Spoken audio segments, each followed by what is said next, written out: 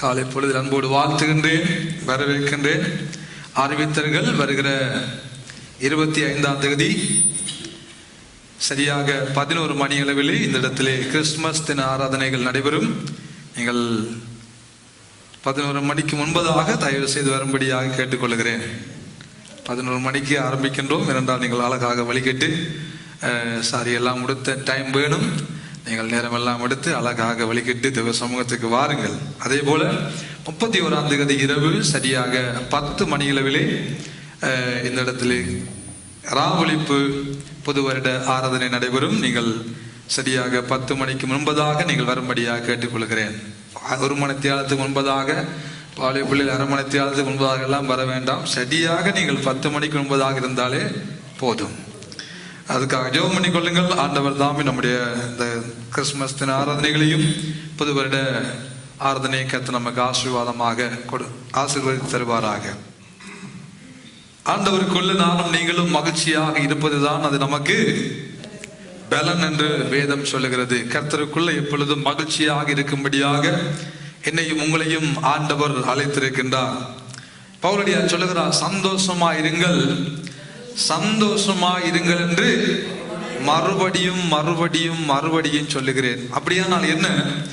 ஆண்டவர் நமக்கு கொடுத்ததான சந்தோஷத்தை திருடுவதுதான் பிசாசனுடைய வேலை என்றால் வேதம் சொல்லுகிறது. யோவான் 10:10 திருடன் திருடவும் கொல்லவும் அழிக்கவுமே அன்றி வேறு ஒன்றுக்கும் அவன் வரமாட்டான். ஆனால் நானோ அவைகளுக்கு ஜீவன் உண்டாயிருக்கவும் அவைகளை பரிபூர்ணப்படுத்தவும் வருவேன் என்று ஆண்டவர் நமக்கு வாக்கு கொடுத்திருக்கிறார். அன்றைக்கு அருமையான தேவனுடைய பிள்ளைகளே, கடந்த வாரத்திலே நாம் யோசேப்புடைய வாழ்க்கையிலே அவருடைய குணாதிசயங்களை குறித்து, அவருடைய வாழ்க்கையிலே நாம் அநேக காரியங்களை கற்றுக்கொள்ள ஆண்டவர் நமக்கு உதவி செய்தார். இன்றைக்கு மரியாளுடைய வாழ்க்கையில இருந்து மரியாளுடைய குணாதிசயங்களையும், ஏன் மரியாளை ஆண்டவர் தெரிந்தெடுக்க வேண்டும் இந்த உலகத்துல, ஏன் மரியாளுக்குள்ள இயேசு பரிசுத்த ஆவியினால் உருவாக்கப்பட வேண்டும் என்ற காரியங்களை வேதம் நமக்கு ஆங்காங்கே சொல்லிக்கொண்டே போகிறது. மரியாள் என்றால், மரியாள் என்ற பெயருடைய அர்த்தமே என்ன? கசப்பு. கசிப்பு அல்ல, கசப்பு. ஆகவே கசப்பான அந்த மரியாளுடைய வாழ்க்கையில களிப்பாக அந்த மரியாள் வந்ததற்கு அவளும் கலிகூர்ந்தாள். மரியாளை குறித்தோ மரியாளோடு வாழ்ந்தவர்கள் கலிகூர்ந்தார்கள். இன்றும் அநேகர் மரியாளை குறித்து கலிகூறுகிற அளவுக்கு அவருடைய வாழ்க்கைக்குள்ள இருந்த நல்ல குணாதிசயங்களையும் அது என்பதாக மரியாள் நமக்கு சொல்லுகிற சில காரியங்களையும் இன்றைக்கு இந்த காலை பொழுதுல நாங்கள் பகிர்ந்து கற்றுக்கொள்ள கர்த்தருடைய ஆவியானவர் நமக்கு பெரிய ஒரு அனுக்கிரகம் பாராட்டுவாராக. ஆகவே திருப்பிக் கொள்ளுங்கள். லூக்கா எழுதின சுவிசேஷ புஸ்தகம் 1வது அதிகாரம் 26வது வசனத்திலிருந்து ஒரு சில வசனங்களை வாசிக்க கேட்போம். லூக்கா எழுதின சுவிசேஷ புஸ்தகம் 1வது அதிகாரம் 26வது வசனங்களிலிருந்து நாங்கள் வாசிக்க கேட்போம். 6வது மாசத்துல கபிரியேல் என்னும் ஒரு தூதன் கலிலேயாவில் உள்ள நாசரேத் என்னும் ஊரில் தாவீதின் வம்சத்தான் ஆகிய யோசேப்பு என்கிற நாமமுள்ள புருஷனுக்கு நியமிக்கப்பட்டிருந்த ஒரு கன்னியின் இடத்திற்கு தேவனால் அனுப்பப்பட்டார். அந்த கன்னிகையின் பெயர் மரியாள். அந்த கன்னிகையின் பெயர் மரியாள். ஆண்டவர் ஆவியானவர் நமக்கு தெளிவாக ஒரு காரியத்தை இங்கே நமக்கு சொல்ல வருகிறார். என்ன? மரியாள் யோசேப்புக்கு நியமிக்கப்பட்டிருக்கையில், இப்போ ஆண்டவராகிய இயேசு கிறிஸ்து மரியாளை ஏன் இந்த உலகத்துல ஆண்டவராகிய இயேசு கிறிஸ்து வருவதற்கு ஒரு பாத்திரமாக பயன்படுத்த வேண்டும் என்றால் வேதம் நமக்கு சொல்லுகிறது, யோசேப்புக்கு மரியாள் நியமிக்கப்பட்டு இருந்தார். ஒருவேளை அன்றைய காலத்துல யோசேப்புக்கு சொல்லுவோமே மார்த்தாள் என்ற ஒரு பெண் நியமிக்கப்பட்டிருப்பாளா இருந்திருந்தால் உண்மையாகவே ஆண்டவராகிய இயேசு கிறிஸ்து எங்கே வந்திருப்பார்? மார்த்தாளுடைய வயிற்றுக்குள் தான் வந்திருப்பார். சத்திய வேதம் நமக்கு தெளிவாக சொல்லுகிறது. ஆனால் இன்றைய உலகம் இதை எப்படி பார்க்கிறது? மரியாள் ஒரு வணக்கத்துக்குரிய தாயாக, ஸ்திரீயாக, தெய்வமாக பார்க்கிற இந்த உலகத்துல ஆண்டவர் நமக்கு சொல்ல வருகிற காரியம் என்ன? யோசேப்புக்கு மரியாள் நியமிக்கப்பட்டிருக்கையில், அழகாக வேதம் நமக்கு சொல்லுகிறது, ஆகவே நியமிக்கப்பட்டபடியினால் தான் இயேசு கிறிஸ்து மரியாளுடைய வயிற்றுக்குள்ள வந்தாரே ஒழிய மரியாளுடைய வயிற்றுக்குள்ள வருவதற்கு வேறு எந்த ஒரு காரியமும் இல்லை. ஏனென்றால் இயேசு தாவீதின் வம்சத்தில் வர வேண்டும், தாவீதினுடைய பரம்பரையில இயேசு வர வேண்டும் என்பதற்காக, யோசேப்பு தாவீதுடைய பரம்பரையில வந்தவர் என்பதற்காக, அந்த யோசேப்புக்கு யார் நியமிக்கப்படுகிறார்களோ அவர்களுடைய வாழ்க்கைக்குள்ளே, அவர்களுடைய வயிற்றுக்குள்ளே இயேசு வர வேண்டும் என்று அவர் தாமதித்துக் கொண்டிருந்தார். ஒருவேளை யோசேப்பு இன்னும் ஒரு 10 வருடங்களுக்கு முன்பதாக அவருடைய திருமண காரியங்கள் நடைபெற்றிருக்குமானால், அல்லது ஒரு பெண் நியமிக்கப்பட்டிருப்பாரானால், அதுவரைக்கும் இயேசு வெயிட் பண்ணி கொண்டே இருந்திருப்பார். எப்பொழுதும் இயேசு எப்பொழுது நியமிக்கப்படுவார், எப்பொழுது யோசேப்புக்கு ஒரு வாழ்க்கை ஏற்படுத்தப்படும், நியமிக்கப்படும் என்பதை பார்த்து கொண்டிருந்த தெய்வம் சரியாக நியமிக்கப்பட்ட அந்த காலத்துல, நியமிக்கப்பட்ட பின்பதாக இயேசு கிறிஸ்து மரியாளுக்குள்ள வந்தது வேதம் நமக்கு இங்கே தெளிவாக காண்பித்து கொடுக்கிறது. அதுவும் 2வது கதை வசனம் சொல்லுகிறது பாருங்கள், மரியாள் கன்னிகையாய் இருந்தால் என்று வேதம் சொல்லுகிறது. எப்படி இருந்தால், நியமிக்கப்பட்ட மரியாளும் தன்னுடைய வாழ்க்கையில தன்னுடைய கன்னித்தன்மை கொள்ளாதபடி அதை பாதுகாத்துக் கொண்டிருந்தார். நியமிக்கப்பட்ட ஒரு ஆணுக்கு தனக்கென்று நியமிக்கப்பட்ட காலத்தில் வரப்போகிற தன்னுடைய புருஷனுக்கு உண்மையாக, உத்தமமாக, பரிசுத்தமாக தன்னுடைய வாழ்க்கையை காத்துக் கொண்டிருந்தபடியினாலும் இயேசு கிறிஸ்து இந்த மரியாளுடைய வயிற்றுக்குள்ள வருவதற்கு அவர் காரணமாக இருந்தார். அருமையான தேவனுடைய பிள்ளைகளே, இன்றைக்கு ஆண்டவராக இயேசு கிறிஸ்து நம்முடைய வாழ்க்கைக்குள்ள உருவாக வேண்டும் என்று விரும்புகிறார். பவுலடியார் சொல்லுகிறார், எனக்கு அருமையான பிள்ளைகளே, கிறிஸ்து உங்களுக்குள் உருவாகும் அளவும் நான் கற்ப வேதனைப்படுகிறேன். பவுலுக்கு தெரியுமா கற்ப வேதனை என்னன்னு?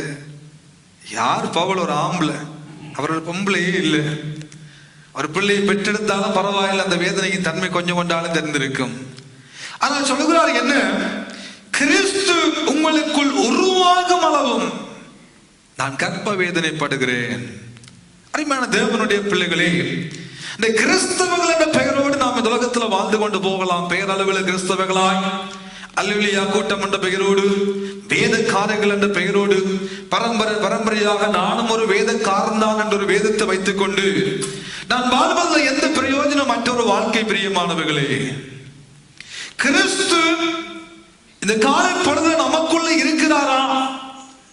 அவர் நமக்குள்ள உருவாகி நமக்குள்ள வாசம் பண்ண வேண்டுமானால் நாம் நம்முடைய வாழ்க்கைக்குள்ள வைத்திருக்க வேண்டிய முக்கியமான காரியங்கள் என்ன என்று பார்க்கிற பொழுது வேதம் சொல்லுகிறது, மரியாள் யோசேப்புக்கு நியமிக்கப்பட்டிருந்த பொழுது அவள் தன்னுடைய கன்னித்தன்மையை, தன் பசுத்தத்தை, தன்னுடைய உத்தமத்தை, தன்னுடைய நேர்மையை அவள் காத்து கொண்டபடியினால் கிறிஸ்து உருவானாள். அருமையான தேவனுடைய பிள்ளைகளே, நானும் நீங்களும் மணவாளனாக இயேசுவுக்கு மணவாட்டியாக நாம் நியமிக்கப்பட்டிருக்கிறோம். அந்த மணவாளனை சந்திக்கும்படியாக நானும் நீங்களும் ஆயத்தமாக்கப்பட்டுக் கொண்டிருக்கிறோம். ஒருவேளை மணவாளனாக இயேசுவுக்கு நியமிக்கப்பட்டு நானும் நீங்களும் அந்த மணவாட்டிக்குரிய கன்னித்தன்மை இழந்து போவோமானால், அந்த பரிசுத்தமான வாழ்க்கையை இழந்து போவோமானால், அந்த தெய்வத்துக்கு நாம் துரோகம் செய்யாதபடி நாம் நிச்சயமாக வாழவோமானால் தான் மணவாளனோடு சேர்க்கப்படக்கூடுமே தவிர, நம்முடைய வாழ்க்கை கரையற்றவர்களாய், பிழையுடையவர்களாய், தவறுகளோடு நம்முடைய பரிசுத்தத்தை இழந்துவிட்டு, நம்முடைய உத்தமத்தை இழந்துவிட்டு, நமது உண்மைத்தன்மை இழந்துவிட்டு மனவாளாகிய தெய்வத்துக்கு துரோகம் செய்கிறவர்களா இருப்போமானால் நம்முடைய வாழ்க்கையில தெய்வம் உருவாக்க முடியாது. நம்முடைய வாழ்க்கைக்குள்ள கிறிஸ்துவை உருவாக்கி கொள்ள முடியாது. கிறிஸ்து நம்முடைய வாழ்க்கைக்குள்ள உருவாகுவதற்கு முதலாவது கிறிஸ்து எதிர்பார்க்கிற காரியம் நம்முடைய வாழ்க்கைக்குள்ளே கன்னித்தன்மையாகிய பரிசுத்தம், நம்முடைய வாழ்க்கைக்குள்ளே உத்தமம், நம்முடைய வாழ்க்கைக்குள்ள உண்மைத்தன்மை, நம்முடைய வாழ்க்கைக்குள்ளே காரியங்கள். இதை குறித்து வேதம் நமக்கு சொல்லுகிற பொழுது ஏசாயா எழுதின தீர்க்கதரிசன புஸ்தகம் 26வது அதிகாரத்திலே 18வது வசனத்தை நாம் சற்று வாசிக்க கேட்போம். ஏசாயா தீர்க்கதரிசன புஸ்தகம் 26வது அதிகாரம் 18வது வசனத்தை நாங்கள் வாசிக்க கேட்போம். நாங்கள் கற்பமாயிருந்து வேதனைப்பட்டு காற்றை பெற்றவர்களைப் போல இருக்கிறோம். தேசத்தில் ஒரு ரட்சிப்பையும் காணவில்லை. பூச்சக்கரத்து குடிகள் விழுகிறதும் இல்லை. ஆண்டவர் இங்கே எழுதுகிறார் ஒரு காரியத்தை, கிறிஸ்துவை பிரதிபலிக்கும்படியாக, கிறிஸ்தவ குணாதிசயங்களை பிரதிபலிக்கும் முகமாக தெரிந்து கொள்ளப்பட்ட தேவனுடைய பிள்ளைகள் எதை செய்கிறார்கள்? கற்பம் தரிக்கிறார்கள், அம்மா, வேதனைப்படுகிறார்கள்.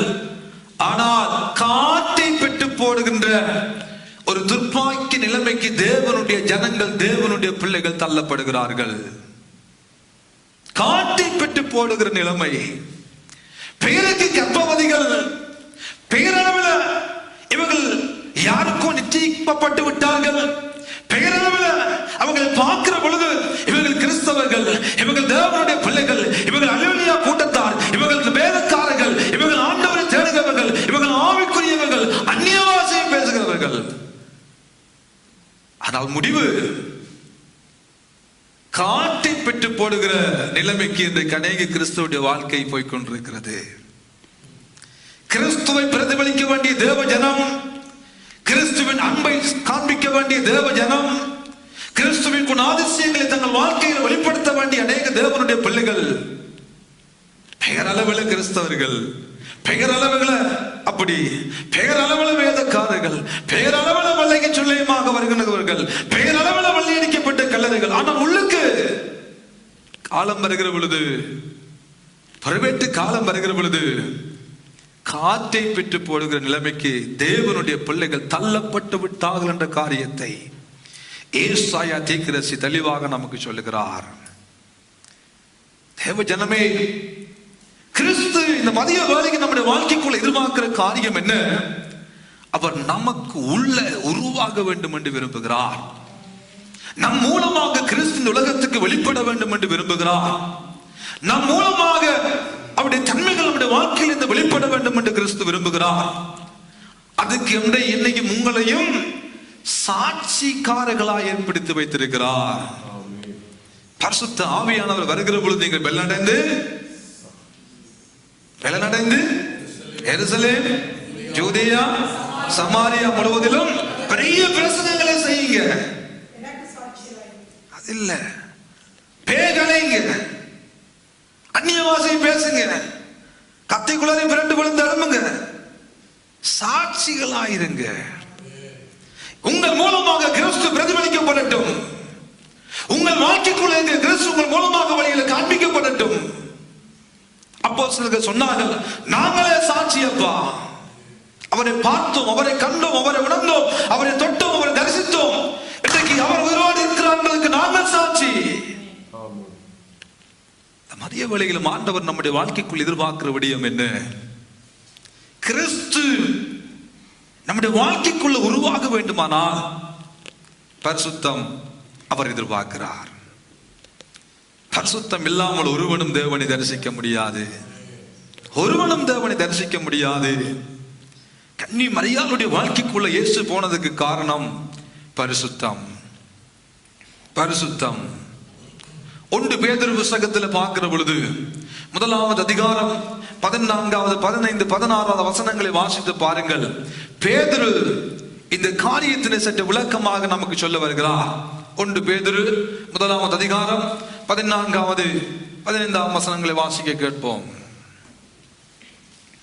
நீங்கள் முன்னே உங்கள் அறியாமையினாலே கொண்டிருந்த இச்சைகளின்படி அறியாமையினால் கொண்டிருந்த லஜ்ஜையின்படி இனி நடவாமல் கீழ்ப்படுகிற பிள்ளைகளாயிருந்து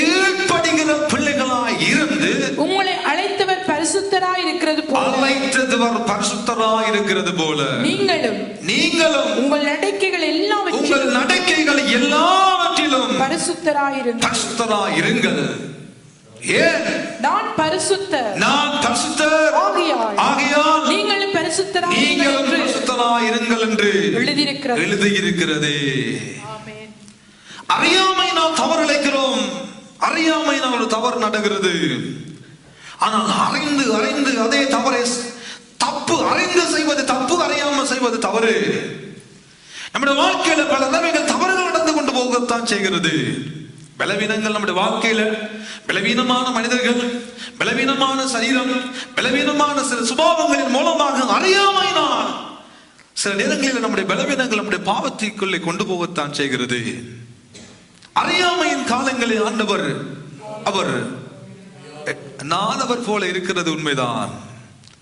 ஆனால் ரட்சிக்கப்பட்ட தேவனுடைய பிள்ளைகளாக எங்களுடைய வாழ்க்கையில அறிந்தும் அறிந்தும் அறிந்தும் அறிந்தும் நாம் செய்கிற பொழுது கிறிஸ்துவை நம்முடைய வாழ்க்கைக்குள்ள உருவாக்கி கொள்ள முடியாது. கிறிஸ்துவை நம்முடைய வாழ்க்கைக்குள்ள உருவாக்கி கொள்ள முடியாது. இது ஏசாயா தீர்க்கதரிசன புஸ்தகம் 59வது அதிகாரத்துல ஏசாயா இன்னும் இது அழகாக நமக்கு சொல்ல வருகிறார். 59ஆம் அதிகாரம் ஏசாயா 4ஆம் வசனத்திலே பார்க்கிற பொழுது தேவனுடைய பிள்ளைகள் எதனை கற்பம் தரித்துக் கொண்டிருந்தார்கள் என்பதை ஆண்டவர் அங்கே ஏசாயா தீர்க்கதரிசி மூலமாக தெளிவாக தன்னுடைய பிள்ளைகளோடு அவர் அங்கே பேச ஆரம்பிக்கிறார். வாசியுங்கள் ஏசாயா 59:4 வசனத்தினை.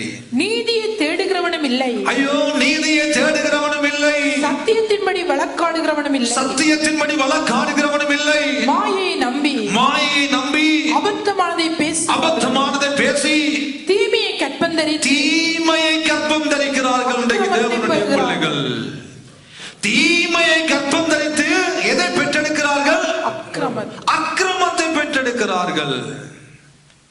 ஏசாயா 26:18 சொல்லுகிறது, அவர்கள் கற்பம் தரித்திருக்கிறார்கள், பிரசவ வேதனைப்படுகிறார்கள், பிரயாசப்படுகிறவர்களை போல ஓடுகிறார்கள், ஜெபிக்கிறார்கள், உபவாசிக்கிறார்கள், காற்றை பெற்றுக் கொள்ளுகிறார்கள். ஏசாயா 59 ஆண்டவர் சொல்லுகிறார், நீதியை தேடுகிறவனும் இல்லை, சத்தியத்தின்படி நடக்கிறவனும் இல்லை, வார்த்தைக்கு கீழ்ப்படுகிறவனும் இல்லை, அக்கிரமத்தை பெற்றெடுக்கிறார்கள். இதை கற்பந்தரிக்கிறார்களா? தீமையை கற்பந்தரித்து, தீமையான காரியங்களை கற்பந்தரித்து தேவனுடைய பிள்ளைகளை பார்த்து தெய்வம் பேசுகிறார். அறியாதவர்களை குறித்து அல்ல, அந்நியர்களை குறித்து அல்ல, தனக்கென்று தேர்ந்தெடுக்கப்பட்ட தேவனுடைய பிள்ளைகள், தாம் தெரிந்து கொள்ளப்பட்ட தேவனுடைய ஜனம் தேவனுக்கு விரோதமாக துரோகம் செய்து கொண்டு, தேவனுக்கு விரோதமாக காரியங்களை செய்து கொண்டு வாழ்ந்த பொழுது தெய்வம் அவர்களை பார்த்து பேசுகிறார். நீதியை தேடுகிறவன் இல்லை, சத்தியத்தின்படி சத்தியத்தை அறிந்தவன், சத்தியத்தை நேசித்தவன், சத்தியத்தை வாசித்தவன், சத்தியத்தை கீழ்ப்படிந்த காலத்தில் வாழ்ந்தவன், சத்தியத்தின்படி நடக்காமல் தான் போன போக்கில் வாழ்கிறவர்களை பார்த்து ஆண்டவர் சொல்லுகிறார், தீமையை கற்பந்தரிக்கிறார்கள். வாழ்க்கைக்குள்ள தீமை உருவாகிறது, தீமையை கற்பந்தரிக்கிறார்கள். தீமையை கற்பந்தரித்து அக்கிரமங்களை பெற்றுக் கொள்ளுகிறார்கள். தேவனுடைய பிள்ளைகளை பார்த்து ஆண்டவர் சொல்லுகிறார், கற்பந்தரித்து காட்டை பெற்றுக் கொண்ட ஒரு கூட்டம், கற்பந்தரித்து அக்கிரமத்தை பெற்றெடுத்த ஒரு கூட்டம். ஏசாயா 59ஆம் அதிகாரம் 11ஆம் வசனத்தில் ஆண்டவர் இன்னும் ஒரு கூட்டத்தை அடையாளப்படுத்துகிறார். 59:11 அதே அதிகாரத்தில் வாசியுங்கள். நாங்கள் அனைவரும் கரடிகளைப் போல உருமி. நாங்கள் யாரு? நாங்கள் அனைவரும் கரடியை போல உருமிக்கொண்டு, புறாக்களைப் போல கூவிக்கொண்டு நியாயத்துக்கு காத்திருந்தோம். ஐயோ நியாயத்துக்கு காத்திருந்தோம், அதை காணவில்லை. ரட்சிப்புக்கு காத்திருந்தோம், அது எங்களுக்கு தூரமா போயிட்டு. எங்கள் மீறுதல்கள் உமக்கு முன்பாக மிகுதியாய் இருந்தது. எங்கள் பாவங்கள் எங்களுக்கு விரோதமாய் சாட்சி சொல்லுகிறது. சாட்சி எடுக்கிறது. எங்கள் மீறுதல்கள் எங்களோடு இருக்கிறது. எங்கள் அக்கிரமங்களை அறிந்திருக்கிறோம். கர்த்தருக்கு விரோதமாய் துரோகம் பண்ணி பொய் பேசி எங்கள் தேவனை விட்டு பின்வாங்கினோம். கர்த்தருக்கு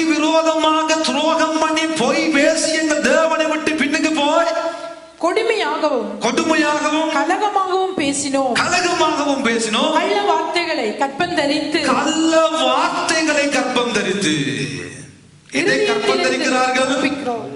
கள்ள வார்த்தைகளை கற்பம் தரித்து இருதயத்திலிருந்து பிறப்பிக்க பண்ணுகிறோம். யார் இவர்கள்? ஆண்டவருடைய பிள்ளைகள். பொய்களை பேசிக்கொண்டு பொய்யான காரியங்களை சொல்லிக்கொண்டு ஆண்டவர் எங்களுக்கு நியாயம் செய்கிறார் இல்லையே. ஐயோ, நீதிக்கு காத்திருந்தோம், நியாயத்துக்கு காத்திருந்தோம், ஒரு நன்மை நடக்கவில்லையே. நடக்காது. ஏன் இதனை கற்பம் தரித்திருக்கிறார்கள்? பொய்களையும் நியாயமான மற்ற காரியங்களையும் தீமையான காரியங்களையும் காட்டையும் வைத்துக் கொள்ள வைத்திருந்தால் எப்படி அப்பா இயேசுவை பெற்றெடுப்பது? எப்படி கர்த்தரை பெற்றெடுப்பது? எப்படி கர்த்தரின் சுபாவத்தை வழியை காண்பிப்பது? தேவனுடைய பிள்ளைகளை பார்த்து ஆண்டவர் பேசுகிறார். நீ ஜெபிக்கிற, பதில் வருவதில்லை.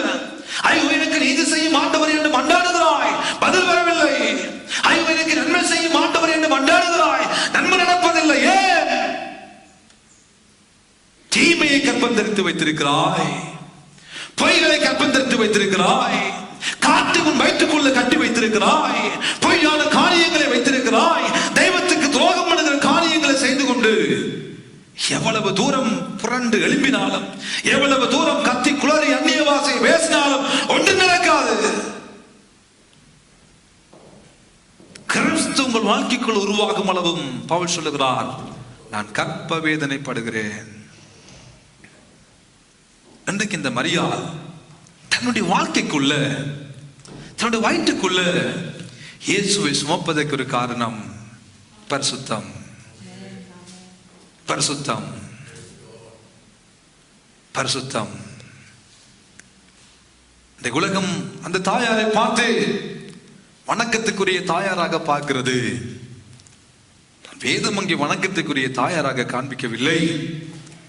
வேதம் ஒரு கணத்துக்குரிய தாயாராய் அது காண்பிக்கிறது. பிரியமானவர்களே, ஒரு கணவனுக்கு நியமிக்கப்பட்ட, ஒரு ஆணுக்கு நியமிக்கப்பட்ட பெண்ணாக தான் இருந்த பொழுதும் திருமண காலம் வரும் வரைக்கும் அந்த நியமிக்கப்பட்டவனுக்கு துரோகம் செய்யக்கூடாது என்பதில் குறிக்கோள், நியமிக்கப்பட்டவனை ஏமாற்றக்கூடாது என்ற குறிக்கோள், நம்பி வாக்கு கொடுத்தவனுக்கு துரோகம் பண்ணிவிடக் கூடாது என்ற குறிக்கோள், பரிசுத்தம், உத்தமம், உண்மை தன்மையை ஆண்டவர் பார்த்தார். பார்த்து ஆண்டவரால் பொறுக்க முடியவில்லை. ஒரு தேவ தூதனையை அனுப்பி விடுகிறார் ஆண்டவர். இப்பொழுது அந்த தேவதூதன் அந்த வீட்டுக்கு வருகிறார். லூக்கா 1ஆம் அதிகாரத்தில் நாங்கள் வாசிக்கிறோம் பாருங்கள். 27ஆம் வசனம் வடிவாக நமக்கு சொல்லுகிறது, தாவீதின் வம்சத்தானாகிய யோசேப்பு என்கிற நாமமுள்ள புருஷனுக்கு நியமிக்கப்பட்டிருந்த ஒரு கன்னிகை இடத்துக்கு தேவனால் அனுப்பப்பட்டான். அந்த கன்னிகையின் பெயர் மரியா. அவள் இருந்த வீட்டில் தேவதூதன் பிரவேசித்து, வாசிங்க, கிருபை பெற்றவளே வாழ்க, கிருபை பெற்றவளே வாழ்க, வாழ்க, கர்த்தர் உன்னுடனே இருக்கிறார், கர்த்தர் உன்னோடு இருக்கிறார், இஸ்ரவேலுக்குள்ளே, ஸ்திரீகளுக்குள்ள நீ ஆசீர்வதிக்கப்பட்டவள் அம்மா. சித்த பாருங்கள், ஒரு தேவ தூதன் அனுப்பப்படுகிறார் பிதாவால். ஒரு தேவதூதன் அனுப்பப்படுகிறார். பரிசுத்தமாய் வாழ்ந்த மரியாதை நோக்கி, உத்தமமாய் வாழ்ந்த மரியாதை நோக்கி, தன் கணவனுக்கு தான் திருமணம் செய்ய போகிற, தனக்கு நியமித்ததான எதிர்காலத்தில் தான் ஒன்றை வாழ போகிறான அந்த வாலிபனுக்கு துரோகம் செய்யாமல் உத்தமனாய் வாழ்ந்த அந்த மரியாதை நோக்கி தேவதூதன் அனுப்பப்படுகிறான். என்ன சொல்லுகிறான்? கிருபை பெற்றவளே வாழ்க, கிருபை பெற்றவளே வாழ்க, கிருபை பெற்றவளே வாழ்க. கிருபையை பெற்றுக் கொள்கிறாள். கிருபையை பெற்றவள் நீ. எப்பொழுது கிருபையை பெற்றால்? கிருபையை பெற்றபடியால் கன்னிகையாக வாழ்ந்தாளா? கன்னிகையா இருந்தபடியினால் கிருபையை பெற்றுக் கொண்டாளா? இருந்தபடியினால் கிருபையை பெற்றுக் கொள்கிறாள்.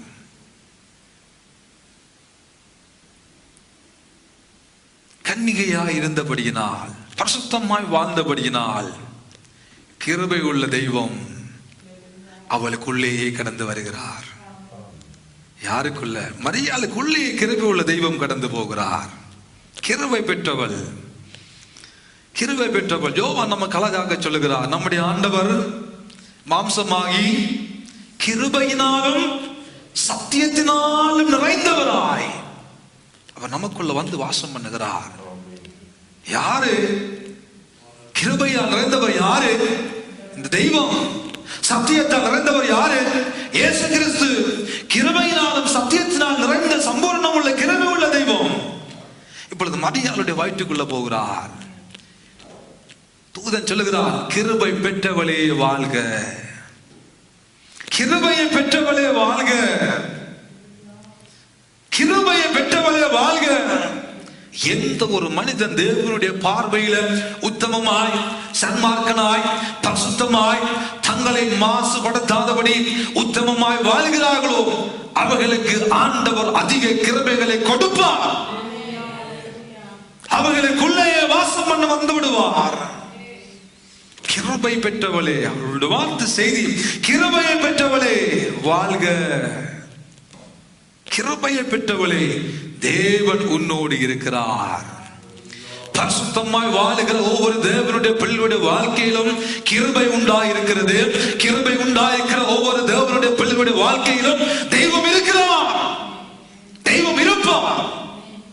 உத்தமாய் வாழ்ந்த அந்த ஸ்திரியை பார்த்து ஆண்டவர் தேவதூதன் சொல்லுகிறார், கிருபை பெற்றவளே கர்த்தர் உன்னோடு இருக்கிறார். யாரோடு இருந்தார் கர்த்தர்? சொல்லுங்கள். மரியாள் எப்படிப்பட்டவள்? உண்மை உள்ளவள், பரிசுத்தமானவள், கிருபையை பெற்றவள்.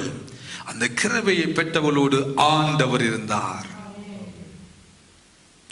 தேவ ஜனமே, ஆண்டவர் நமக்கு அதைத்தான் சொல்ல வருகிறார். கிருபை, நாம் பெற்றுக்கொண்ட கிருபை இழந்து விடக்கூடாது. கிருபையினால் விசுவாசத்தை கொண்டு ரட்சிக்கப்பட்டோம், அது நம்முடையது அல்ல.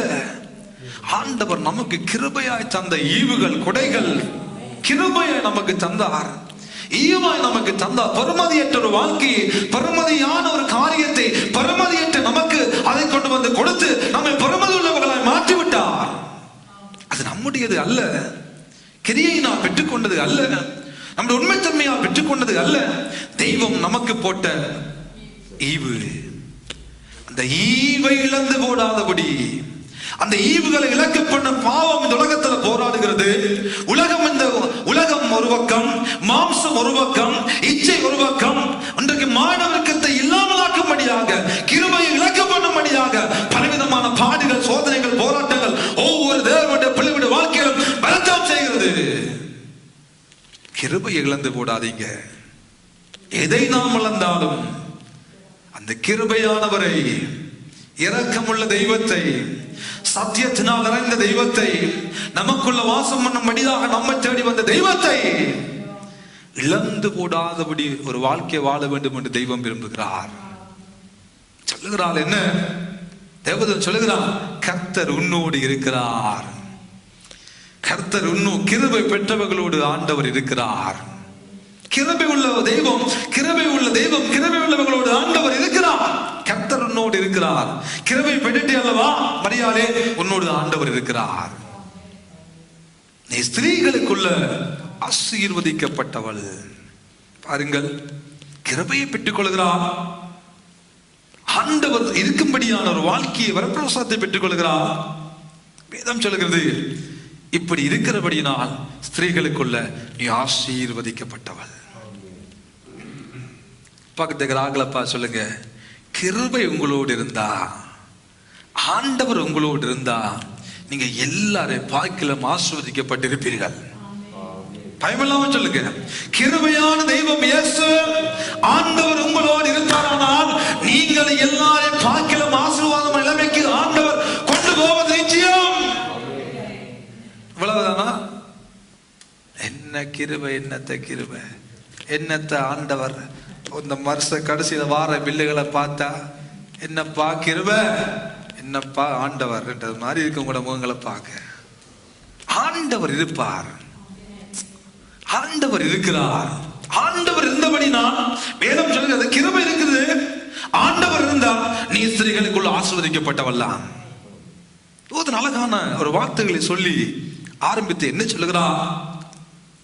நீ கர்ப்பவதியாகி ஒரு குமாரனை பெறுவாய், அந்த குமாரனுக்கு இயேசு என்று பெயரிடுவாயாக. இயேசு என்ற பெயரிடு. அப்பொழுது மரியா சொல்றது எல்லாம் நமக்கு தெரிஞ்ச சம்பவம். மரியா சொல்கிறாள், ஐயோ நான் புருஷனை அறியேனே, இது எப்படி ஆகும்? உண்மை. தன் வாயினாலும் அறிக்கையிடுகிறாள். வேதம் சொல்லுகிறது கன்னிகை என்று சொல்லி. இப்பொழுது மரியாவும் சொல்லுகிறாள், நான் எனக்கு புருஷனை நான் அறியல, நான் இன்னும் திருமணமாகல, எனக்கு எப்படி இந்த காரியம் நடக்கும்? ஆனால் வேதம் நமக்கு சொல்லுகிற ஒரு காரியத்தை பாருங்கள். 1ஆம் அதிகாரத்திலே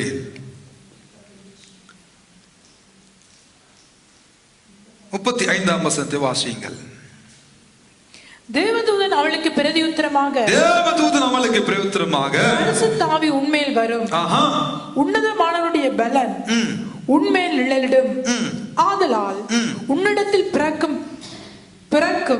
பரிசுத்தம் உள்ளது தேவனுடைய குமாரன் எனப்படும். இதோ உனக்கு இனத்தாளாய் இருக்கிற எலிசபெத் தன் முதிர் வயதிலே ஒரு புத்திரனை கற்பந்தரித்திருக்கிறாள். மெலடி எனப்பட்ட அவளுக்கு இது 6ஆம் மாதம். தேவனாலே கூடாத காரியம் ஒன்றுமில்லை என்றான். அதற்கு மரியா, இதோ நான் ஆண்டவருக்கு அடிமை, உம்முடைய வார்த்தையின்படி எனக்கு ஆக கடவது என்றார். தேவ சத்தத்தை கேட்டவுடனே, தேவ வார்த்தையை தேவ தூதனிடமிருந்து பெற்றுக்கொண்ட உடனே மரியாள் என்ன சொல்லுகிறாள்? இதோ நான் ஆண்டவருக்கு அடிமை, உம்முடைய சித்தத்தின்படி நடக்கட்டும். பரிசுத்தமாய் வாழ்ந்த மரியாள், உத்தமமாய் வாழ்ந்த மரியாள், கிருபையை பெற்றுக்கொண்ட மரியாள், தேவன் உன்னோடு இருக்கிற அந்த வாக்குத்தத்தத்தை பெற்றுக்கொண்ட மரியாள், ஸ்திரீகளுக்குள்ள நீ ஆசீர்வதிக்கப்பட்டவள் என்று சொல்லப்பட்ட மரியாள், இங்கே குணாதிசயம் காண்பிக்கப்படுகிறது பாருங்கள். இதோ ஆண்டவருக்கு நான் அடிமை, இதோ நான் ஆண்டவருக்கு அடிமை, உம்முடைய சித்தம் ஆக கடவுது. இயேசு என்ன சொன்னார்? பிதாவே, பரலோகத்தில் உம்முடைய சித்தம் செய்யப்படுகிறது போல செய்யப்படுவதாக. கெத்செமனே தோட்டத்தில் ஜெபிக்கிறார். ஆண்டவரே, இந்த பாடுகள் நீங்க கூடுமானால் நீங்கட்டும், என்னால் ஏற்றுக்கொள்ள முடியாது, இது சிலுவை பாடுகளை என் சுமையில ஏற்றுக்கொள்ள முடியாது, உம்மை பார்த்து ஏலி ஏலி லாமா சபக்தானி என்று சொல்ல முடியாது, எனக்கு வேண்டாம், ஆனாலும் உம்முடைய சித்தம் நடக்கட்டும். மரியாள் என்ன சொல்லுகிறார்? தாய் என்ன சொல்லுகிறார்?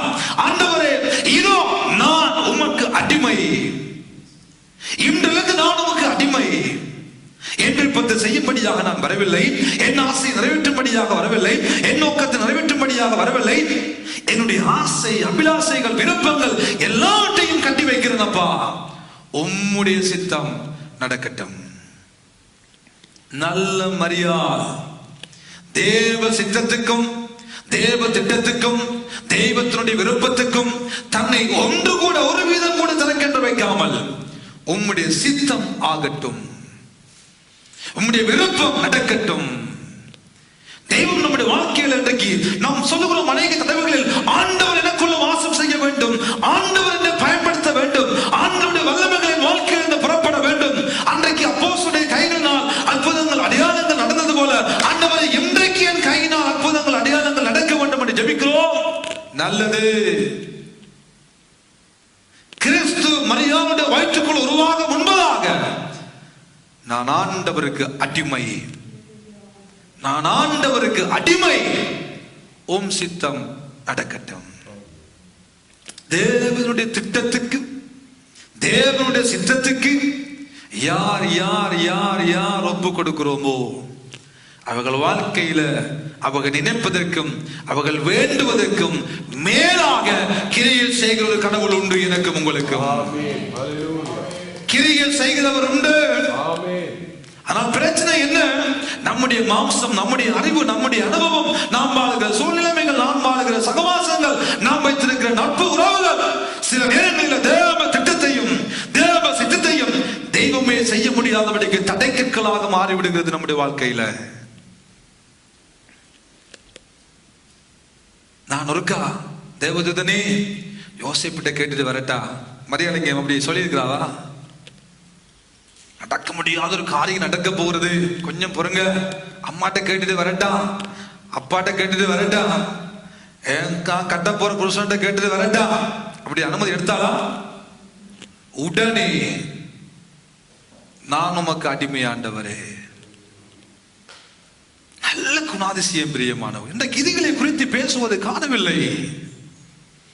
மரியாள் தாய், மரியாள் வணக்கத்துக்குரிய தெய்வமாக பார்க்கிற உலகம், அதுக்குள்ளே இருக்கிற மரியாளுடைய நல்ல குணாதிசயங்கள் மூலமாக எப்படி இயேசுவை பெற்றெடுத்தார். நம்முடைய மனக்கங்களை ஆண்டவர் திறப்பாராக. தேசு என்னும் ஒரு தெய்வம் மரியாளுடைய வயிற்றுக்குள்ள வந்து அவர் தங்குவதற்கு உடனே போய் பலவந்தமா போய் பூரவில்லை. அவர்தான் நம்முடைய ஆண்டவர், அவர்தான் நம்முடைய தெய்வம், அவர்தான் நம்முடைய கடவுள். வாசற்படியில் நின்று கதவை தட்டுகிற ஒருவரின் சத்தத்தை கேட்டு கதவை திறந்தா மட்டும்தான் அவர் உள்ளுக்கு வருவார்.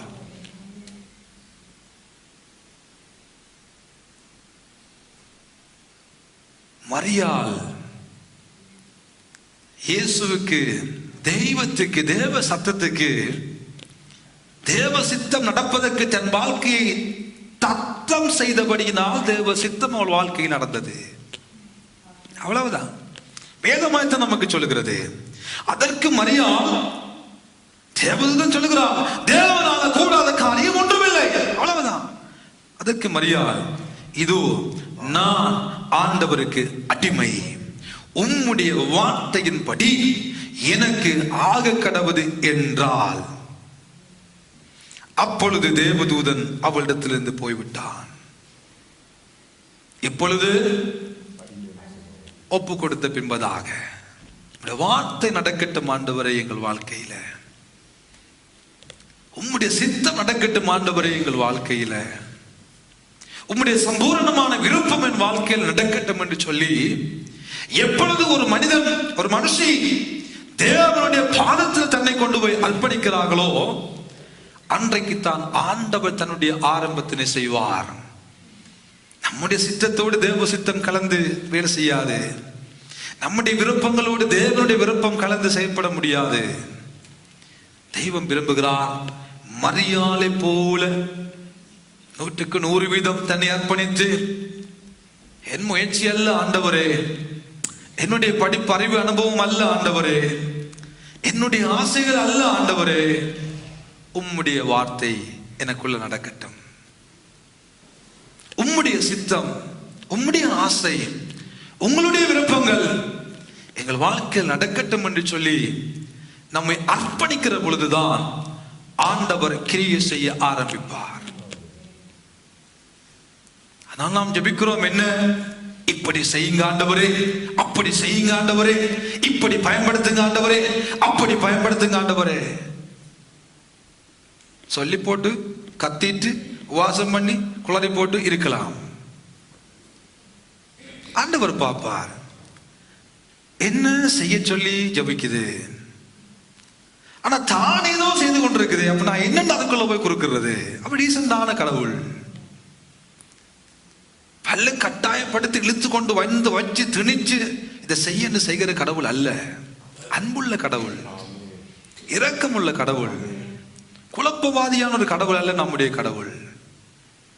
நாம் நம்முடைய வாழ்க்கையை அர்ப்பணிக்காமல் ஆண்டவரே ஆண்டவரே ஆண்டவரே கர்த்தாவே கர்த்தாவே கர்த்தாவே என்று கத்தினா அவர் தட்டி சொல்லுவார், கத்தாத கத்தாத கத்தாத. நம்ம என்ன சொல்லுவோம்? கர்த்தாவேண்டுவோம். அவர் அங்கே திரும்பி எக்கோல வரும், கத்தாத. அவ்வளவுதான். மரியாளுடைய வாழ்க்கைக்குள்ள இயேசுவை பெற்றெடுப்பதற்கு மரியாள் தன்னை முழுவதுமாக அர்ப்பணித்தாள். பிள்ளைகளே, உங்கள் வாழ்க்கையை தேவனுக்கு சரியாக நீங்கள் அர்ப்பணிக்க பழகிவிட்டீர்களானால், தெய்வம் கிரியை செய்ய உங்கள் வாழ்க்கையை இடம் கொடுப்பீர்களானால், தேவன் நினைத்தது நீங்கள் நினைத்ததை பார்க்க அது பெரிதாக இருக்கும். உங்களுடைய அறிவை பார்க்க தெய்வத்தினுடைய அறிவு பெரியது. உங்களுடைய அனுபவத்தை பார்க்க அவருடைய அனுபவம் பெரிது. உங்களுடைய விருப்பத்தை பார்க்க அவருடைய விருப்பங்கள் பெரிது. ஆனால் நீங்கள் உங்கள் வாழ்க்கையை தேவனுக்கு ஒப்பு கொடுக்கிற பொழுது மாத்திரம்தான் தெய்வம் கிரியை செய்வார். ஆசை ஒன்றுமே செய்யாது, நமக்குள்ள இருக்கிற ஆசை ஒன்றுமே செய்யாது. ஆனால் நம்முடைய அர்ப்பணிப்பு, நம்முடைய ஒப்பு கொடுத்தல், நம் தேவ சமூகத்தில் நம்மை முழுவதுமாக ஒப்பு கொடுக்கிற பொழுது தேவன் நம்மை ஒரு கணத்துக்குரிய பாத்திரமாய் மாற்றுவதற்கு எப்படி மரியாதையுடைய வாழ்க்கைக்குள்ள போனாரோ அதே போல நம்முடைய வாழ்க்கைக்குள்ளும் தெய்வம் கடந்து வருவார். நம்மை ஆசீர்வதிக்க, நம்மை உயர்த்த, நம்மை கனப்படுத்த. ஆகவே அர்ப்பணிப்பு என்பது மரியாதையுடைய வாழ்க்கையில மிக மிக மிக முக்கியமான ஒன்றாக இருந்தபடினால் தான் ஞாபகத்தில் வைத்துக் கொள்ளுங்கள், இயேசு மரியாளுடைய அனுமதியின் அடிப்படையில இந்த வயிற்றுக்குள்ளே கடந்து போனார். இப்பொழுது அழகான சம்பவம், எலிசபெத்துடைய வீட்டுக்கு இப்பொழுது மரியாள் போகிறார். சகரியாவினுடைய மனைவி எலிசபெத் உறவு முறையான ஒரு குடும்பம். மரியாளுடைய உறவு தான் எலிசபெத். இப்பொழுது அந்த வீட்டுக்குள்ள போகிற அவர்கள் மனையில இருந்தார்கள். அப்பொழுது யோவான் ஸ்நானகன் எலிசபெத்துடைய வயிற்றுக்குள்ள இருந்து கொண்டிருக்கிறார் 6 மாசம். இப்பொழுது மரியாள் அந்த வீட்டுக்குள்ளே சென்று மரியாள் அந்த சகரியாவின் வீட்டுக்குள்ளே சென்று ஒரு வாழ்த்து செய்தி சொல்லுகிற போது நடந்த 2 காரியத்தை பாருங்கள். வாசியுங்கள். 40வது வசனத்தை வாசியை கேட்போம். 1ஆம் அதிகாரம் 40ஆம் வசனம். சகரியாவின் வீட்டுக்குள் பிரவேசித்து எலிசபெத்தை வாழ்த்தினார். எலிசபெத்தை வாழ்த்தினார். எலிசபெத் மரியாளுடைய வாழ்த்துதலை கேட்ட பொழுது அவளுடைய வயிற்றில் இருந்த பிள்ளை துள்ளிட்டு எலிசபெத் பரிசுத்த ஆவியினால் நிறையப்பட்டார். கரங்களை தட்டி தேவ நாமத்தை மகிமைப்படுத்துவோம். எலிசபெத் பரிசுத்த ஆவியினால் நிறைந்தார். ஹல்லேலூயா, ஹல்லேலூயா. பிரியமான தேவனுடைய பிள்ளைகளே, இப்பொழுது மரியாள் தனி மரியாளாக எலிசபெத்தின் வீட்டுக்குள்ளே போகவில்லை. யாரோடு போகிறார்? கிருபை பெற்ற தெய்வம் மரியாளுக்குள்ள வந்து தங்கிவிட்டார். கிருபை உள்ள தெய்வம் மரியாளுக்குள்ள பரிசுத்த ஆவியினால் கர்ப்பவதியாக்கப்பட்டு விட்டார். இப்பொழுது மரியாளுடைய வயிற்றுக்குள்ள இயேசு இருக்கிறார். இப்பொழுது இயேசுவோடு சகரியாவின் வீட்டுக்கு சென்று அவளை வாழ்த்துகிற பொழுது காதுல விழுகுது சத்தம், வயிற்றுல கிரியை நடக்குது. காதுல சத்தம் போகிறது, வயிற்றில் இருக்கிற யோவான் துள்ளி களைப்பாய் துள்ளுகிறார். 2வது, பரிசுத்த ஆவியினால் எலிசபெத் நிறையப்பட்டார். ஹல்லேலூயா. அழகான ஒரு காட்சி பிரியமானவர்களே. இயேசுவை சுமந்து கொண்டு எங்கெல்லாம் போகிறோமோ அங்கெல்லாம் மாற்றங்களை இயேசு உண்டாக்குவார். இயேசுவோடு நடக்கிற மனிதன், இயேசுவோடு வாழ்கிற மனிதனுடைய பேச்சு வித்தியாசமாக இருக்கும், அவனுடைய வார்த்தைகள் வித்தியாசமாக இருக்கும். ஒருவேளை இதுக்கு முன்பதாக எலிசபெத்தை மரியாள் கண்டு வாழ்த்து இருந்தால் ஒன்றும் நடந்திருக்காது, ஷாலோம் ஷாலோம் என்று இருந்திருப்பார்கள். ஆனால் இப்பொழுது சென்று வாழ்த்துகிற பொழுது பிள்ளையும் துள்ளது எலிசபெத்துடைய வயிற்றுக்குள்ள. அவளும் பரிசுத்த ஆவியினால் நிறையப்படுகிறாள். பரிசுத்த ஆவியினால் நிறையப்படுகிறாள். சத்தம் மரியாளுடைய வாயிலிருந்து புறப்பட்டு போனது. அங்கே ஆண்டவர் கிரியை நடப்பிக்கிறார். தேவ ஜனமே, நாம் இதை புரிந்து கொள்ள வேண்டும். நமக்கு உதவி செய்கிற, நம்முடைய பலவீனங்கள் உதவி செய்கிற, நாம் வேண்டிக் கொள்ள வேண்டியது இன்னதென்று அறியாமல் இருக்கிறபடினால் வாக்கு கடங்காத பெருமூச்சுகளோடு எனக்காக உங்களுக்காக ஜெபிக்கிற மன்றாடுகிற ஒருவர் உண்டு. அவர் வந்து பாவத்தை குறித்தும் நீதியை குறித்தும் நியாய தீர்ப்பை குறித்தும் கண்டித்து உணர்த்தி நம்ம சரியாய் நடத்தக்கூடிய தெய்வம் உண்டு. நடக்க வேண்டிய வழி உனக்கு காட்டுவன், உன் மேல கண்ணை வைத்து உனக்கு ஆலோசனை சொல்லுவேன் என்ற கடவுள் உண்டு. ஆனா பிரச்சனை என்ன? அந்த ஆவியான தெய்வத்தை, அந்த ஆவியானவரை ஒரு நபராக பார்த்து நம்முடைய வாழ்க்கைக்குள்ள வந்து வாழ்வதற்கு நாம் இடம் கொடுக்காதபடினா நம்முடைய வாயிலிருந்து புறப்படுகிற வார்த்தைகள் பலவிதமாய் கிரியை செய்கிறது. இருதயத்தினுடைய நிறைவினால் இது பேசுகிறது, வாய் பேசுகிறது. இருதயத்தில் வஞ்சகங்களும் பொல்லாத காரியங்களும் கபடம் சூதம் தேவையில்லாத காரியங்களும் தேவையில்லாத எண்ணங்கள் இருதயத்துக்குள் நிறைந்திருக்குமானால் அது வெளியில வருகிற பொழுது அது மற்றவனை காயப்படுத்தும், அது மற்றவனை துன்பப்படுத்தும், அது மற்றவனை வேதனைப்படுத்தும். இயேசுவே சொல்லுகிறார், வாய்க்குள்ள போறது மனுஷனை தீட்டுப்படுத்தாது, வாயிலிருந்து புறப்பட்டு வருவதுதான் மனுஷனை தீட்டுப்படுத்தும். மனுஷனை தீட்டுப்படுத்தும், மனுஷனை தீட்டுப்படுத்தும். வாயிலிருந்து புறப்படுகிற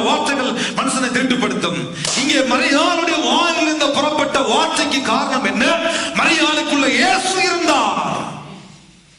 இயேசு மரியாளுக்குள்ள இருந்தபடினால் அவள் வாயிலிருந்து புறப்பட்ட வார்த்தை பரிசுத்த ஆவியினால் ஒரு மனிதன் ஒரு மனுஷி நிறைய பெறுவதற்கு மரியாள் பயன்படுத்தப்பட்டால். பிரியமானவர்களே, நாம் அதை புரிந்து கொள்ள வேண்டும். நமக்குள்ளே யாரு வாசம் பண்ணுகிறார்? அழகாக பாடுகிறோம், எங்களுக்குள்ளே வாசம் பண்ணும் ஆவியானவரே. நல்லா பாடுறோம் எல்லாரும்.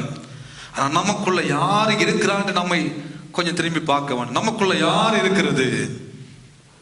சில பேரை நுள்ளி பார்த்தா தெரியும். பக்கத்துல இருந்து தூங்குற சிங்கத்தை தட்டி எழுப்பாதீங்கன்றுவாங்க. அப்ப உள்ளுக்கு என்ன இருக்குது? சிங்கம். கொஞ்ச நாளைக்கு அப்புறம் அந்த சிங்கம் அசிங்கமா போயிடும்.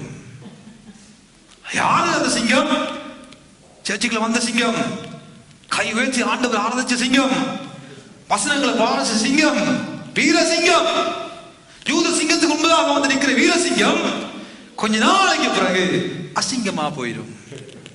காரணம் என்ன? உள்ளுக்கு இருக்க வேண்டியவரை இருத்தாம உள்ளுக்கு வேற யாரையும் வைத்திருந்தா வாயில இருந்து புறப்படுகிறது அசிங்கமா தான் இருக்கும். அவ்வளவுதான். மரியாளுடைய வயிற்றுக்குள்ள இயேசு இருந்தபடியினால் அவளுடைய வார்த்தைகளின் மூலமாகவே கிரியை ஆவியினால் நிரப்பப்பட்டால். வேதத்தை சற்று திறந்து பார்க்க வேண்டும். மனக்கண்களை திறந்து பார்க்க வேண்டும். ஒரு வார்த்தை செய்தி வராவிட்டால், மரியாளுடைய வாயிலிருந்து சத்தம் புறப்படாவிட்டால் பிள்ளையும் சொல்லி இருக்காது. ஆவியானவரால் அந்த எலிசபெத்தும் நிறைந்திருக்க சந்தர்ப்பமே இல்லை. தேவனுடைய பிள்ளைகள் இப்படியான அனுபவத்துக்குள்ளாக போக வேண்டும் என்று ஆண்டவர் விரும்புகிறார். பரிசுத்தமாய் வாழ்ந்த ஒரு மரியாள், அந்த மரியாளுடைய வயிற்றுக்குள்ள இயேசு கடந்து போகிறார்.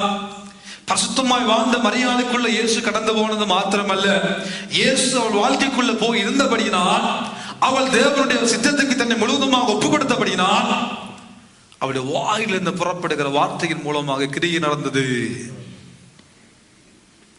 நம்ம செய்யறது கிரியை நடக்கலையே என்ற பிரச்சனை எங்க இருக்கு? ஆண்டவிடமா நம்மிடமா?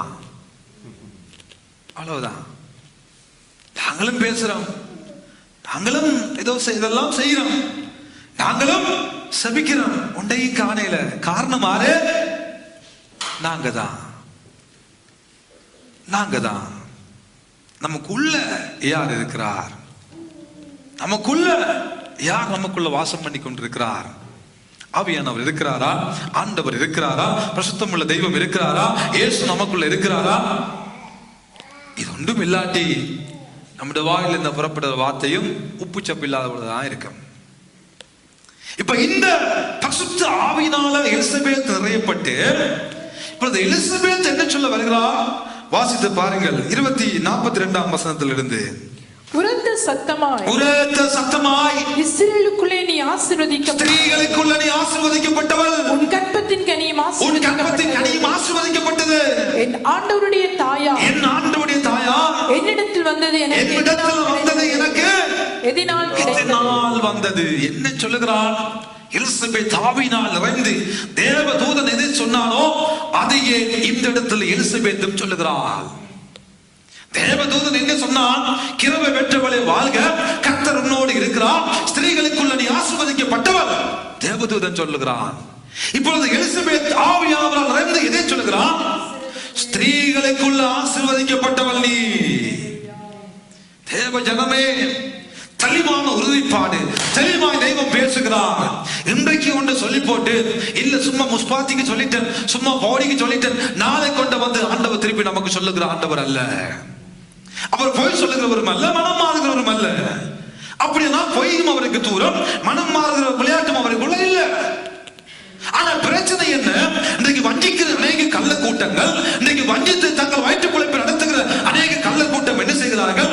வந்து கர்த்தர் உன்னை இந்த லோக்கலுக்கு மாத்திரமல்ல, உன்னை இன்டர்நேஷனல் ரீதியாக பயன்படுத்த போகிறார். யாரு? தங்கள் வயிற்று பிழைப்பை பெற்றெடுக்கும்படியாக நீ இங்கிருந்து ஊழியம் செய்யும்படி அழைக்கப்பட்ட நல்ல புறப்பட்டு போ. எங்க போறது? புறப்பட்டு போ, வெளியே போ, குளத்தை காட்டுக்குட்டுக்குள்ளே போ. சேர்ச்சிக்கிற விசுவாசி அடுத்த நாள் ரோட்ல நிக்கும். என்ன வருது? நீங்க பெரிய அழைப்பு எனக்கு. ஆமா, நல்ல இப்ப எங்க சேர்ச்சிக்கு போறீங்க? போற இல்ல. காரணம் இன்றைக்கு அநேக விசுவாசிகள், அநேக ஊழியர்கள், அநேக வாலிபர்கள் தடுமாறி போனதுக்கு காரணம், ஒருதான் ஒன்றை சொல்லுவான், இன்னொருதான் இன்னும் ஒன்றை சொல்லுவான், இன்னும் ஒன்றை சொல்லுவான். எதை செய்யறே தெரியாம எல்லாரும் கள்ளக்கலன்று ஐயா பின்னால போயிடுவார். இங்கே பார்க்கிறோம் தெளிவாய் தேவதூதன் என்ன சொன்னான்? ஸ்திரீகளுக்குள்ள ஆசீர்வதிக்கப்பட்டவள் நீ. எலிசபெத் எதை சொல்கிறார்? ஸ்திரீகளுக்குள்ள ஆசீர்வதிக்கப்பட்டவள் நீ. பவுலும் அழைப்பை பெற்ற உடனே ஊழியத்துக்கு ஓடிவிடவில்லை. அம்மா ஐயா, ஒரு சபைக்குள்ள போகிறார், ஒரு ஊழியக்காரனை கீழே இருக்கிறார், ஊழியக்கார பாஸ்டரோடு இருக்கிறார், உபவாசிக்கிறார், ஜெபிக்கிறார், தேவ திட்டத்தையும் தேவ சித்தத்தையும் சரியா இனம் கண்டு கொண்ட பின்பதாகத்தான் முதலாவது சுவிசேஷ பிரயாணத்துக்குள்ள கால் எடுத்து வைக்கிறார். சுவிசேஷம் என்பது இன்றைய நம்முடைய காலத்தில் நம்ம மேல விழுந்த கடமை. ஆண்டவருனை எலியாவை போல பயன்படுத்துவார், ஆண்டவருனை பவுலை போல பயன்படுத்துவார், ஆண்டவருனை மோசையை போல பயன்படுத்துவார். தேவையில்லை, இப்ப மோசைகள் தேவையில்லை. என்னத்துக்கு மோசே? நாம இங்க அடிமையாக வாழ்கிறோமா? நம்ம எல்லாம் அடிமை தினத்திலிருந்து வெளியே கொண்டு போறதுக்கு தான் மோசே தேவைப்பட்டார் ஒரு தலைவனாக. இன்றைக்கு மோசைகள் தேவையில்லை. இன்றைக்கு தேவை ஆண்டவருடைய நல்ல செய்தி அறிவிக்கிற சுவிசேஷர்கள். அவ்வளவுதான். இன்றைக்கு தேவை தேவனுடைய பார்வையில் நாம் சாட்சிகளாய் இந்த உலகத்தில் வாழ்வதுதான் இன்றைக்கு தேவை. அதுதான் நமக்கு தேவை. அதைத்தான் இயேசு கிறிஸ்து போகிற பொழுது கடைசியா என்ன சொன்னார்? நீங்கள் புறப்பட்டு போய் மோசேக்கு உருவாக்குங்க, பவுலை உருவாக்குங்க, எலியா உருவாக்குங்க, எலிசா உருவாக்குங்க. தேவையில்லப்பா. ஒரு பவுல் தேவைப்பட்டால் முழு உலகத்துக்குமே தேவனுடைய நாமத்தை கொண்டு போக, ஒரு பவுல் தேவைப்பட்டால் 14 நிருபங்களை நமக்கு எழுதி தர, ஒரு பவுல் தேவைப்பட்டால் ஐரோப்பா வரைக்கும் இத்தாலி வரைக்கும் தேவனுடைய சுவிசேஷத்தை அறிவிக்கும்படியாக வர. இன்றைக்கு பவுல் தேவையா? தேவையில்லை. மோசே தேவையா? எலியா தேவையா? தேவையில்லை.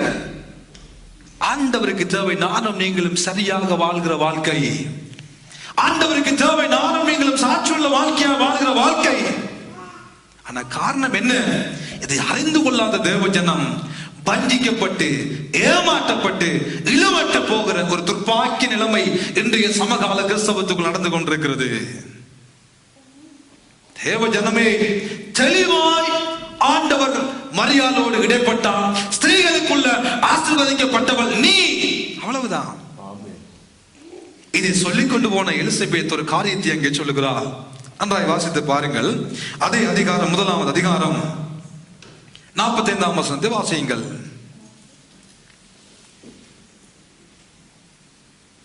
லூக்கா 1:45. விசுவாசித்தவளே பாக்கியவதி, விசுவாசித்தவளே பாக்கியவதி, பாக்கியவதி, கர்த்தராலே அவளுக்கு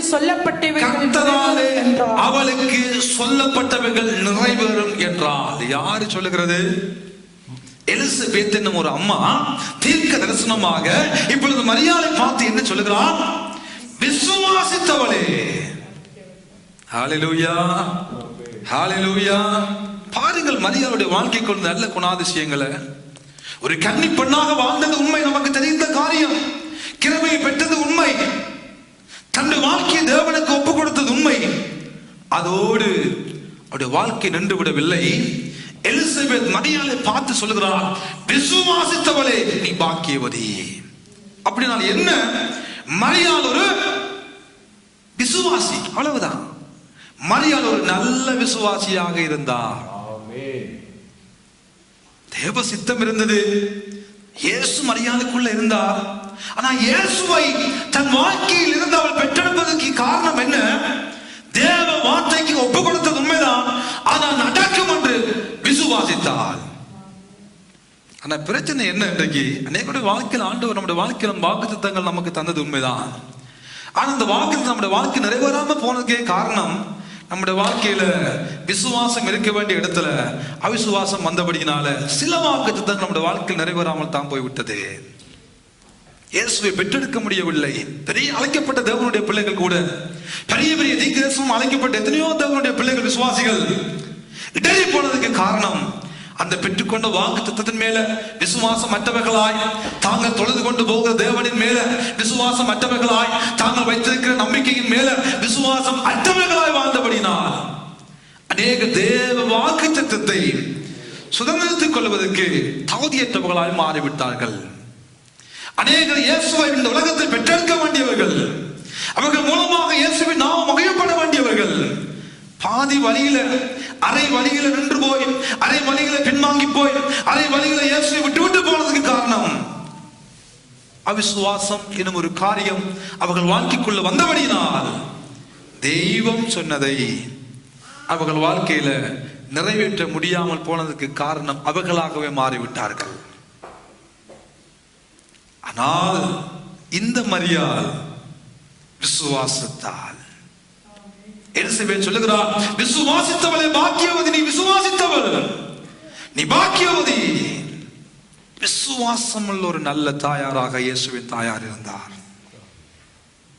இயேசுவை பெற்றெடுக்கிற தாயாருக்குள்ள விசுவாசம் இருந்தது என்று வேதம் சொல்லுகிறது. இதையெல்லாம் சொல்லிக் கொண்டு போகிற பொழுது மரியாள் சொல்லுகிற ஒரு அழகான வார்த்தைகளை ஆண்டவர் அநேக காரியங்கள் நமக்கு எழுதி வைத்திருந்தாலும் மேலோட்டம் ஒரு சில காரியங்களை பார்த்து நாம் கடன் செல்ல போகிறோம். 48ஆம் வசனத்தை வாசியுங்கள். 47, 48.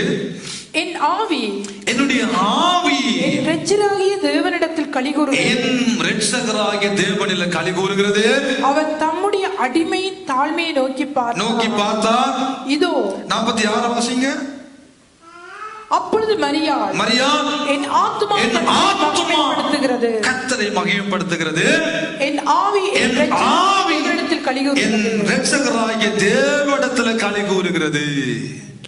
தொடர்ந்து சொல்லுகிற பொழுது ஆவி களிகூறுகிறது, ஆத்மா தேவனை மகிமைப்படுத்துகிறது. சரீரத்தை பார்த்து சொல்லுகிறார், நான் ஆண்டவருக்கு அடிமை, ஆகவேதான் அவர் தம்முடைய அடிமையின் தாழ்மையை நோக்கி பார்த்தார். அழைக்கப்பட்ட பொழுது, பெரிய கிருபையை பெற்ற பொழுது, இயேசுவை தன் உள்ளத்தில் பெற்றுக் கொண்ட பொழுது அவளுக்குள்ள பெருமை வரவில்லை அம்மா, அவளுக்குள்ள அகந்தை வரவில்லை ஐயா. நான் பெரியவள், உலகத்தில் யாருக்கு கிடைக்காத பெரிய வரப்பிரசாதத்தை நான் பெற்றுக்கொண்டு விட்டேன் என்ற மமதை மரியாளுக்குள்ள வரவில்லை. மாறாக ஆத்மா ஆண்டவரை மகிமைப்படுத்தியது, ஆவி அந்த ஆண்டவருக்குள்ள களி கூர்ந்தது. இப்படிப்பட்ட கிருபையின் சலாக்கியத்தை பெற்றுக்கொள்ளும்படியாக ஆண்டவரை தேர்ந்தெடுத்தாரே என்று சொல்லி ஆவியும் ஆத்மாவும் ஆண்டவரை மகிமைப்படுத்திக் கொண்டே சொல்லுகிறார், நான் ஆண்டவருக்கு அடிமை, தாழ்மையின் அடிமையை நோக்கி பார்த்தார் என் தெய்வம். சித்து பாருங்கள், மரியாள் சொல்லுகிற வார்த்தைகள். ஒருவேளை இன்றைக்கு நம்முடைய வாழ்க்கையில நம்முடைய பிள்ளைகள் ஏதாவது ஒன்றை படிச்சுட்டா, ஏதாவது லைசன்ஸ் எடுத்துட்டா, ஒரு வாகனம் வாங்கிட்டா, ஒரு நல்ல மார்க்ஸ் எடுத்துட்டா, நம்ம பிடிக்கவே இல்லாது. பாரு, என்ற பிள்ளை தெரியும் தானே, படிச்சான், படிப்பு டாக்குத்தரா வந்துட்டான். என்ற புள்ள தெரியும் தானே, 3-4 ஹவுஸ் பில்டிங். என்ற புள்ள எடுக்கிற சம்பளத்தை பார்த்தீங்கன்னா 6 மட்டுக்க மாட்டாங்க. ஆனா மரியாள் தாழ்மையின் அடிமையை என் கர்த்தர் நோக்கி பார்த்தார். அவளுக்குள்ள கன்னியாகிய மரியாள் பிரசுத்தம் இருந்தது, மரியாளுக்குள்ள பிரசுத்தம் இருந்தது, உண்மைத்தன்மை இருந்தது, தன்னுடைய புருஷனுக்கு துரோகம் செய்த பிரசுத்தமான வாழ்க்கை எல்லாமே இருந்தது. அதை குறித்து பேசவில்லை. நான் பரிசுத்தமா வாழ்ந்தபடியினால, நான் யோசேப்பை கட்டத்தான் இருந்ததா, நான் நல்லா இருந்தபடியினால இயேசு எனக்குள்ள வந்துட்டார் அப்படியா சொன்னா? இல்ல. சொல்ல 1000 காரணங்கள் மரியாளுக்கு இருந்தது. தன் வாழ்க்கையை குறித்து, தன் தனிப்பட்ட வாழ்க்கையை குறித்து, தான் வாழ்ந்த உத்தமமான வாழ்க்கையை குறித்து பேச 1000 காரணங்கள் மரியாளுக்குள்ள இருந்தது. ஆனா ஒன்றையுமே சொல்லல, ஒன்றையுமே பெருசா ஒன்றையுமே சொல்லல. சொல்லுகிறார், தாழ்மையின் அடிமையை நோக்கி பார்த்தார். என் தாழ்மையை கர்த்தர் நோக்கி பார்த்தார். தொடர்ந்து சொல்லுகிற பொழுது சொல்லுகிறார், நீங்கள் வாசித்து பாருங்கள். இன்னும் ஒரு காரியத்தை அங்கே மரியாள் சொல்லிக்கொண்டே போகிற பொழுது 50வது வசனம் சொல்லுகிறது, அவருடைய இரக்கம் அவருக்கு பயந்தவர்களுக்கு தலைமுறை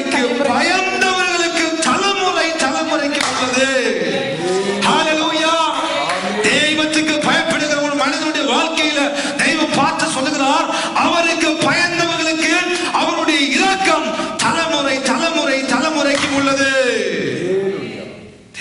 ஜனமே, இதை யாரு சொல்லுகிறார்? மரியாள். மரியாள் சொல்லுகிறார். அவருக்கு பயந்தவர்களுக்கு அவருடைய இரக்கம் தலைமுறை தலைமுறை தலைமுறைக்கும் உள்ளது.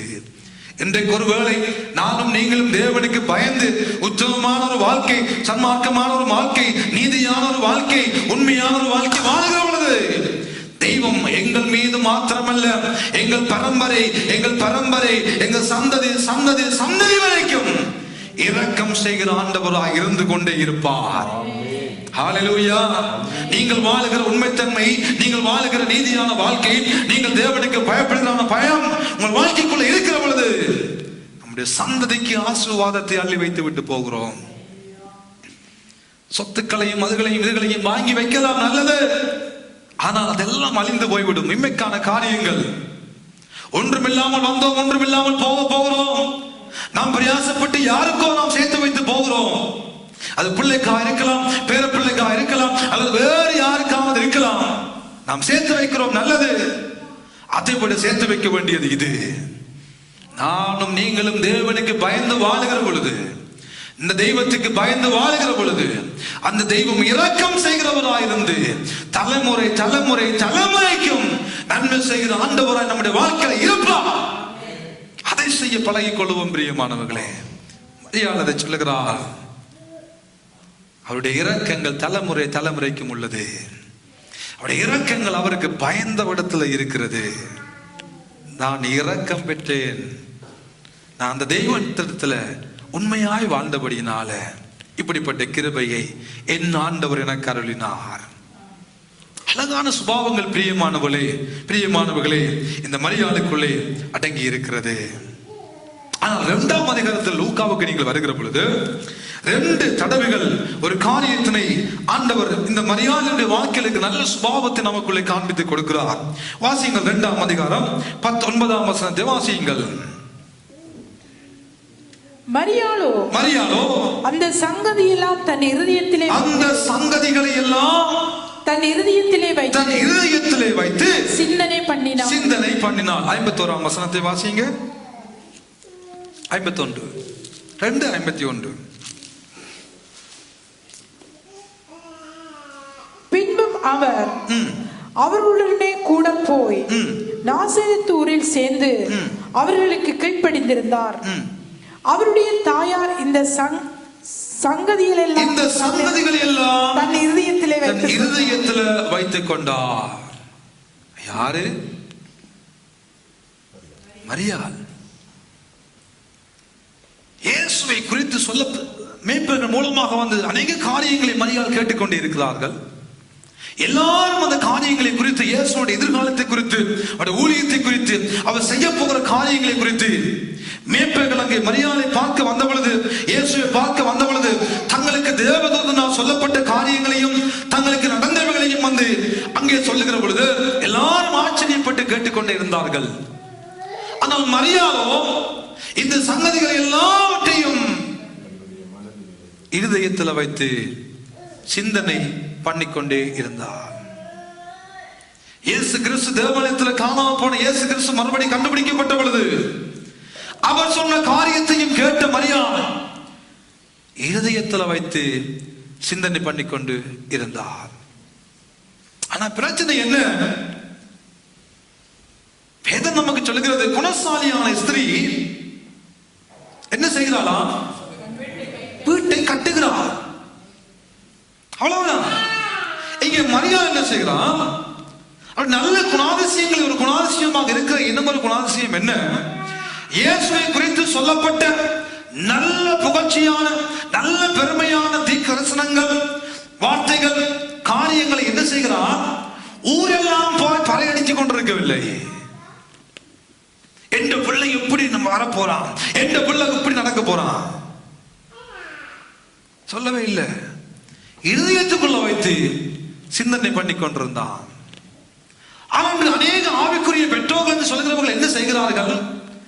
ஏதாவது ஒன்றை யாராவது ஒரு ஆள் எப்பொழுது சொல்லிட்டா அந்த உடனே ஊரெல்லாம் அடிச்சு கிடக்கிற நம்பர்களை எல்லாத்துக்கும் டெலிபோன் அடிச்சு, இப்படி ஒரு பாஸ்டர் வந்தவர், இப்படி ஒரு போஸ்டர் அடிச்சார், எந்த புள்ள இப்படி இப்படி வர போறான். தேவையில்லை. நல்லா சொல்லப்பட்ட காரியங்கள், நல்ல விதமா சொல்லப்பட்ட காரியங்களை மரியாள் இருதயத்துக்குள்ள வைத்து சிந்தனை பண்ணி கொண்டிருந்தாள். ஆண்டவர் உங்களோடு உங்கள் பிள்ளைகளை குறித்து பேசுகிறாரா? அது நடக்க தேவ சமூகத்துல காத்திருங்க. அது நடக்க, அதை குறித்து பாருங்க. அந்த நோக்கத்தோடு பாருங்க, அந்த நோக்கத்தோடு பிள்ளைகளை வளர்த்தெடுக்க முயற்சி செய்யுங்க, அதுக்காக ஜெபிங்க. அதை விட்டுட்டு ஊரெல்லாம் டெலிபோன் அடிச்சு சொல்லி உங்களையும் ஆண்டவர் உங்களை செய்ய போற காரியங்களையும் அதுகளையும் சும்மா அநியாயமா சொல்லி உங்கள் வாழ்க்கையில நேரங்களை அநியாயமாக்காதீர்கள். சில நேரங்களில் பிள்ளைங்களுடைய காரியங்கள் ஏதாவது வருகிற பொழுது பல இடங்களில் நாம் செய்கிறோம். எல்லா இடமும் டெலிபோன் அடிச்சு நல்லதோ கெட்டதோ நான் அடிச்சு விட்டுறோம். நாங்களே தேவையில்லை. ஜெபிங்க. எந்த ஒரு மனிதன் தேவ சித்தத்தை உங்கள் வாழ்க்கையில் நிறைவேற்ற முடியாது. தெய்வம் மாத்திரம்தான் தேவ சித்தத்தை உங்கள் வாழ்க்கையில நிறைவேற்ற கூடுமானவர். ஜெபிங்க. நன்மையான காரியங்களா பிள்ளைகளை குறித்து ஜெபிங்க. தவறுதலாய் நடக்கிற காரியங்களா, பலவீனங்களா, ஜெபிங்க. உங்களுக்கு மட்டும்தான் சொல்றேன் சிஸ்டர், யாருக்கும் சொல்லாதீங்க.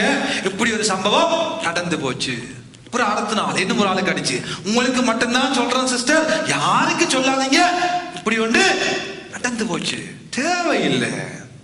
இப்படியே சொல்லாத 50 பேருக்கு அடிச்சு விட்டுருவீங்க நீங்களே. பிறகு சம்பவம் வெளியில வரும். யார் சொன்னது? அந்த அவா. யார் சொன்னது? இவா. நல்ல காரியமோ கெட்ட காரியமோ மரியாள் ஒவ்வொரு தாயாருக்கும் நல்ல உதாரணமாக வரட்டும். நல்ல காரியங்கள் நடக்கிறதா நிறைவேற ஜெபிங்க. பிள்ளைகளை குறிச்சு ஏதாவது ஒரு காரியத்தை கர்த்தர் வெளிப்படுத்துகிறாரா, ஜெபிங்க. இருதயத்துல வையுங்க, ஜெபிங்க. ஜெபிங்க. இருதயத்துல வைத்து சிந்தனை பண்ணி கொண்டிருந்தால் வேதம் சொல்லுகிறது, அதை செய்யுங்க. மரியாள் அவற்றை தன் இதயத்துக்குள்ளே வைத்து சிந்தனை பண்ணி கொண்டிருந்தபடியினால் 2ஆம் அதிகாரம் 3ஆம் வசனம் யோவானின் புஸ்தகத்தில் வருகிற பொழுது காணா ஒரு கல்யாணம் மட்டும் தண்ணீர் ரசம் குறைந்து விட்டது, முடிந்து விட்டது. உடனே ஓடி வந்து சொல்லுகிறார் தாயார் இயேசுவுக்கு பார்த்து, இயேசுவே திராட்சரசம் முடிந்து விட்டது, திராட்சரசம் முடிந்து விட்டது. ஏனென்றால் மரியாளுக்கு தெரியும் இயேசு யார். மரியாளுக்கு தெரியும் இயேசு என்ன செய்யும்படியாக இந்த பூமிக்கு வந்தார். மரியாளுக்கு தெரியும் தகுந்த காலத்துல இயேசு கிரியை நடப்பிக்க போகிறார். இயேசுவின் மூலம் தேவநாமம் மகிமைப்பட போகிறது. இயேசுவை மேம்படுத்தப்பட போகிறார் தெய்வம். இருதயத்துக்குள்ள வைத்து சிந்தனை பண்ணிக்கொண்ட தாயாரால் அதை உணர்ந்து கொள்ள முடிந்தது. இதுதான் சந்தர்ப்பம், இதுதான் நேரம், இதுதான் காலம். இன்றைக்கு ஆண்டவர் இயேசுவின் மூலம் மகிமைப்பட போகிறார் என்பதை மரியாள் அறிந்திருந்தார். மரியாளுக்கு தெரிந்திருந்தது, ஒரு தாய்க்கு தெரிந்திருந்தது. மற்றவர்களுடைய குறைகளையும் மற்றவர்களுடைய திருமண வீட்டில் நடந்த குறையையும் தன் வீட்டுக்குள்ள தன்னுடைய குடும்பத்தில் நடக்கிற நிகழ்வுல நடக்கிற குறையை போல பார்த்த ஒரு நல்ல மரியாள். நல்ல குணாதிசயம், நல்ல குணாதிசயம். மற்றவர்கள் குறைகளையும் தன் குறையை போல ஏற்று ஓடி போய் அந்த கல்யாண வீட்டுல, அந்த திருமண வீட்டுல அந்த திருமணம் அந்த பாதித்து விடக்கூடாது. ஐயோ திராட்சரசம் இல்லை என்று யாருமே சொல்லி அதை கேலியாக பார்க்க கூடாது என்பதை குறித்து மரியாள் அக்கறை உள்ளவளாயிருக்கிறாள். தன் பிள்ளைகளுடைய காரியங்கள் தன் இதயத்தில் வைத்து சிந்தனை பண்ணின அதே மரியாள் இன்னும் ஒரு குடும்பத்துல இன்னும் ஒரு நிகழ்வு, ஏதோ ஒரு காரியம், அவர்களுடைய காரியத்தில் நடந்த குறைவை கூட பார்த்து அந்த குறைவையும் தன் மூலம் நிவர்த்தி செய்ய வேண்டும் என்று தன்னை அர்ப்பணித்த ஒரு மரியாள் இங்கே காண்பிக்கப்படுகிறாள். தேவ ஜனமே, தனி தனி நான் மட்டும், என் பிள்ளை மட்டும், என் குடும்பம் மட்டும் அதை விட்டுட்டு எங்கள் குடும்பம் போல மற்றவர்களையும், எங்கள் பிள்ளைகள் போல மற்றவர்களுடைய பிள்ளைகளையும், எங்களை கொண்டு நடந்தால் எப்படியோ அப்படி மற்றவர்களுக்கும் நடந்தால் அப்படி என்ற உணர்வு நமக்குள்ள வர வேண்டும். கிறிஸ்து இயேசுவில் இருந்த சிந்தை நமக்குள்ள உருவாகட்டும். தேவ ஜனமே, இன்றைக்கு மரியாதை பேசிக்கொண்டு போனால் பல மணி நேரங்கள் இன்னும் பேசிக்கொண்டே போகலாம். நல்ல குணம் இவையெல்லாம் இந்த மரியாளுக்குள்ள இருந்தபடியினால் அவள் இந்த உலகத்தில் இயேசுவை பெற்றெடுத்தாள். இன்றைக்கு இயேசுவை பிரதிபலிக்கும்படியாக, இயேசுவின் அன்பை சொல்லும்படியாக, இயேசுவின் நல்ல சுவிசேஷத்தை அறிவிக்கும்படியாக இந்த பூ உலகத்துல இப்பொழுது ஆண்டவர் என்னையும் உங்களையும் ஏற்படுத்தி வைத்திருக்கிறார். ஆமென். ஆமென். அந்த ஸ்தானங்களில் இருக்கிற நானும் நீங்களும் எங்கள் வாழ்க்கைக்குள்ள எது இருக்குதோ அதுதான் வழியில வரும்.